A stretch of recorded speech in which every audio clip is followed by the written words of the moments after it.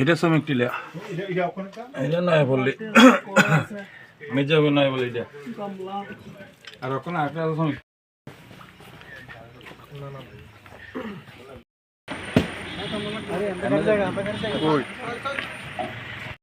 হ্যাঁ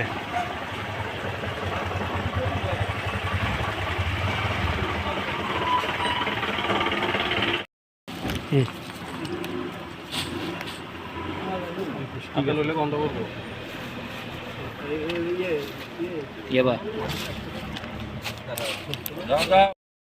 মানে আয়ত্তা আনার জন্য। এবং এই তো বললাম যে যেখানে লোকালিটি মানে মানুষ পাবলিকের সাহায্য যদি না পায় ঠিক সেইভাবে প্রশাসন সেই ফ্রুটফুল অ্যাক্টিভিটিটা করতে পারছে না।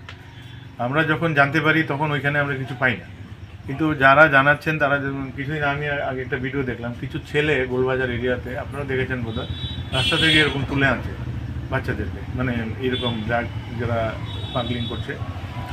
তো ওই সমস্ত সহযোগিতা যদি আমাদের আসে আমরা আরও সফলতার দিকে যাব, এটাকে আমরা আরও দ্রুত চেক করার চেষ্টা করব। তাহলে সার্বিকভাবে জনগণের সহযোগিতা চাইছে সব কাজে। এই নেশা বিক্রি অপরাধে বাপন শাহ এর আগেও জেলে গেছে, তো এবার কি এর বিরুদ্ধে আইনানুগ ব্যবস্থা? যেটা আইনানুগ ব্যবস্থা নেওয়ার চেষ্টা করছি।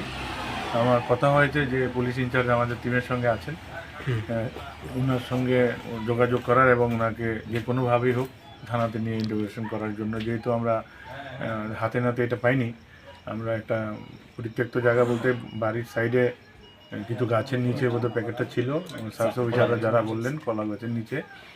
তো ডাইরেক্টলি আমরা ইয়ে করতে পারছি না, কিন্তু ওনার বাড়িতে আমরা সবগুলি পেয়েছি। গ্রাউন্ড সুগার কি পরিমাণ পাওয়া গেছে? ওই তো বললাম তো, এই ছোট ডিবিটাতে যে জিনিসটা আছে এটা 129টা ডিবি ফুল। স্যার, এলাকাবাসীদের অভিযোগ